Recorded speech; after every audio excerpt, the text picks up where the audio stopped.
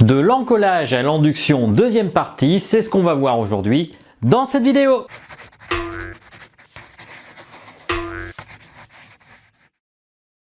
Bonjour et bienvenue sur cette chaîne. Alors aujourd'hui on va continuer le module encollage et induction, mais avant de continuer vous pouvez bien entendu vous abonner à la chaîne et activer la cloche de notification, comme ça vous ne manquerez aucune de mes vidéos vu que j'en sors une par semaine tous les vendredis à 13 h. Alors revenons maintenant aux gesso et donc aux différents types d'induction. On va voir donc les gesso de type industriel et on va faire aussi un gesso fabrication maison avec de la colle de peau, du blanc de meudon et de la caséine. C'est parti dans le module suivant que vous allez voir et je vous en souhaite un bon visionnage et on se retrouve juste après.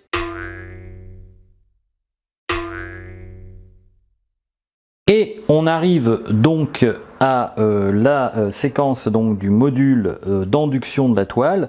Comme vous pouvez voir, on va utiliser le bain-marie, une méthode que je n'avais pas utilisée dans la première vidéo parce que tout simplement je voulais la préserver pour cet épisode-là.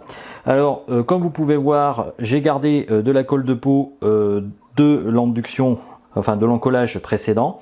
Alors pour la conserver, vous pouvez la conserver en fait pendant 15 jours au réfrigérateur en rajoutant soit du sel d'Alain, soit comme vous pouvez le voir ici, un clou de girofle qui est un anti-fongicide. Donc ça peut être très efficace pour conserver en fait votre colle de peau. Ici, là, je vais prendre donc 3 cuillères de colle de peau hein, pour commencer. Voilà, alors comme vous pouvez voir, ça ressemble vraiment à une gelée. Mais ça va très vite fondre en fait. Hein. Vous allez vous apercevoir en fait avec le bain-marie, ça va très vite fondre. Voilà. Alors j'espère que ma colle de peau va passer parce que là j'ai l'impression quand même que le bain-marie est encore relativement chaud. Je vais rajouter une 4e cuillère. Voilà, puis une 5e aussi. Voilà, pour vraiment être large, je préfère donc 5 cuillères à soupe donc et comme vous pouvez voir, donc il est très liquide. Et à cela, je vais tout simplement rajouter en fait à peu près la même proportion de caséine. Alors la caséine, c'est un dérivé du lait. Là j'ai pris de la caséine à Caséarty de le Franc-Bourgeois. Alors je vous le montre devant la caméra, donc Caséarty de Franc-Bourgeois. Et je vais mettre donc 4 à 5 cuillères à peu près à raser. Hein. Je vais pas à peu près donc la même proportion en fait de colle de peau, mais vous voyez j'en mets juste. Donc ça je suis à 2, 3, 4. Et 5. Donc, vous voyez, ça va me faire un mélange un peu spécial laiteux, vous voyez. Et puis pour finir, alors parce qu'il faut savoir que la caséine en fait c'est pas vraiment comment dire très blanc. Je vais pouvoir ajouter, si je veux blanchir ma toile, un peu de blanc de meudon. Donc voilà. Et là vous avez en fait un enduit de base. Donc toujours bien respecter par contre la température. Alors là c'est au bain-marie, je pense pas, je vois pas bouillir, donc tant que ça bouille pas, de toute façon c'est bon signe. Si mon enduit bouillait, alors à ce moment là ça serait un enduit foutu. Parce que colle de peau bouillie, colle de peau foutue, comme on dirait. Donc voilà. Je vais mettre donc l'enduit sur ma toile juste à côté. Alors pour l'occasion d'ailleurs je vais déplacer un peu la caméra. Voilà. Je vous déplace un peu la caméra pour que vous voyez un peu mieux ce que je vais faire. Je reprends bien entendu mon fameux spalter. Et là je m'en donne à cœur joie. J'enduis ma toile avec ce nouveau mélange. Voilà. Alors pareil, ça va être des couches croisées. Hein. Et en fait, suivant l'induction que vous souhaitez, eh bien, vous mettrez plusieurs couches d'enduit. Là, je mets une première couche en fait. Voilà.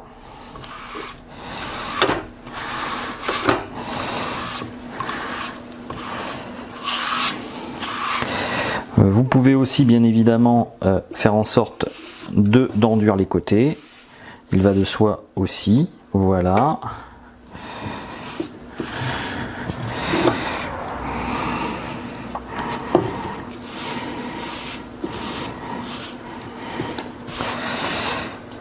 Alors au départ c'est très laiteux, hein, donc vous étonnez pas. Et en fait ce qu'on va faire c'est que là donc on va laisser reposer cette première couche. Et puis quand elle sera à nouveau sèche, on en passera une deuxième. Mais avant d'en passer une deuxième, ce qu'on fera c'est qu'on poncera en fait la toile avec du papier de verre ici pour enlever tous les petits granulés qui peut rester. Et vous allez voir normalement au bout de 4 ou 5 inductions, vous aurez induction, vous aurez vraiment une toile qui vaut la peine de peindre dessus, très lisse, plus lisse que ce que vous pourrez trouver dans le commerce. Vous serez vraiment impressionné par le résultat, je pense, quand vous verrez justement cette fameuse toile totalement enduite avec ce type d'enduit. Alors en attendant que ça agisse, je vais vous parler d'autres enduits, donc des enduits industriels et des différents styles d'enduits que vous pouvez trouver dans le commerce, en vous montrant qu'en fait eh bien, il y a différents types d'enduits et que ça correspond en fait à différents types de supports que vous pouvez en fait choisir suivant le fond que vous pouvez choisir, suivant en fait ce que vous voulez peindre. Moi ce que je vous conseille c'est quand vous peignez par rapport à un paysage ou à comment dire un portrait ou même une peinture animalière quelle qu'elle soit ou même une nature morte, c'est de toujours mettre en fond, si vous avez la possibilité en tout cas, c'est pas forcément obligatoire, moi je le fais pas forcément, d'ailleurs je ne le faisais pas pour être honnête depuis pas mal de temps, mais j'ai décidé de le faire depuis peu, c'est de choisir la dominante de couleur que vous allez utiliser pour votre toile et donc de la mettre en fond, ce qui vous permettra après par la suite d'avoir une composition qui est beaucoup plus intégrée dans l'ensemble de votre toile. Donc nous voilà dans la suite de la formation. En attendant que mon gesso agisse, comme vous pouvez voir là il est loin d'être sec, eh bien, je vais vous parler de gesso et de gesso en général, de ce qu'on peut trouver dans le commerce. Alors au niveau des différents types de gesso, vous avez celui-ci donc qui est un gesso de type noir. Alors moi je l'utilise en particulier pour faire des toiles qui vont rappeler un peu l'ambiance de Ben. Je ne sais pas si vous connaissez ce peintre, Ben Vautier. Donc ça peut être intéressant d'avoir un enduit noir si on veut avoir un noir un peu profond. Puis il a l'avantage d'être très lisse. Donc si vous voulez commencer par exemple à peindre sur une toile noire, ça peut être aussi une approche différente. Ça un peu c'est après à votre ressenti. Eh bien le gesso noir franchement à utiliser. Moi j'utilise en particulier donc le gesso noir de PBO.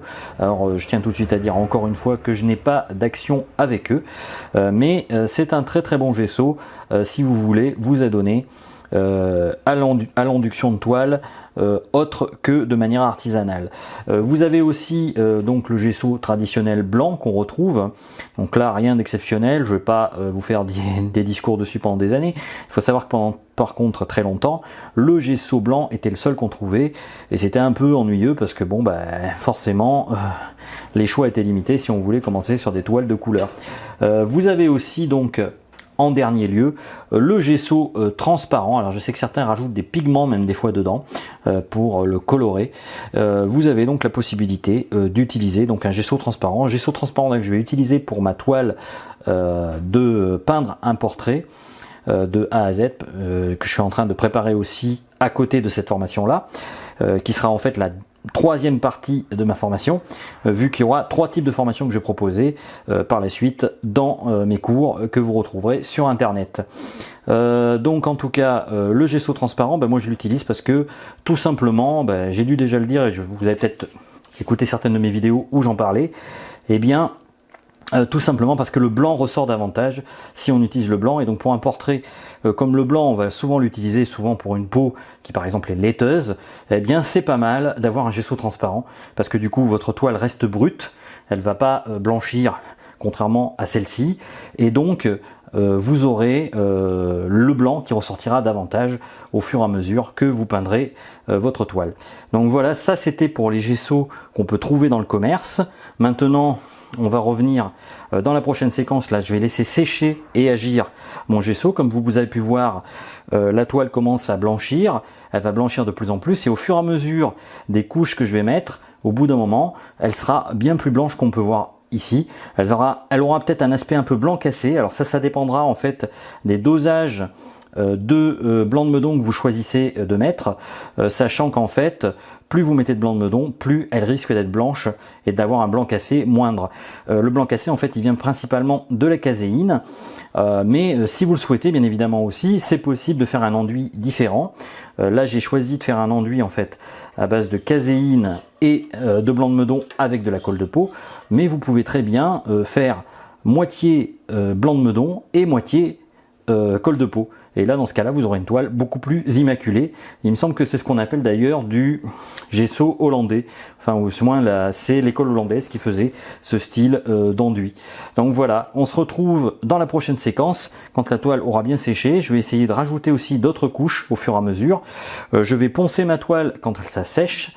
Et vous verrez donc le résultat final. Déjà, si vous pouvez voir au niveau de la caméra là, elle est beaucoup moins beige que tout à l'heure. Parce que tout simplement, le gesso est en train de commencer à sécher. Et donc là, elle commence un peu à blanchir.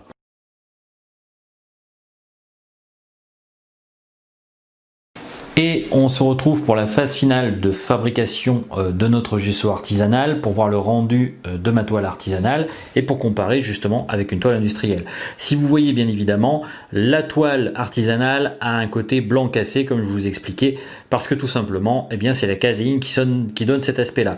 Bien évidemment, si vous aviez voulu avoir un blanc plus immaculé, vous auriez pu très bien utiliser uniquement du blanc de meudon pour le mélanger à 50-50 avec votre colle de peau, ce qui aurait fait donc du gesso hollandais. Il y a bien évidemment d'autres recettes de gesso qui existent.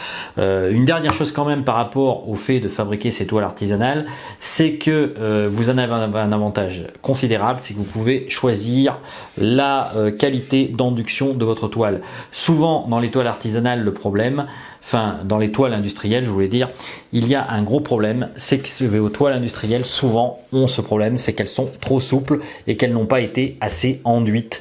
Et donc le fait de pouvoir enduire soi-même ces toiles donne un avantage considérable, notamment pour la peinture lorsque vous allez la poser dessus, parce que vous verrez un support beaucoup plus rigide et donc là, votre toile, enfin votre peinture glissera carrément dessus lorsque vous commencerez à peindre dessus. C'est quand même très agréable en termes de support et en termes de travail.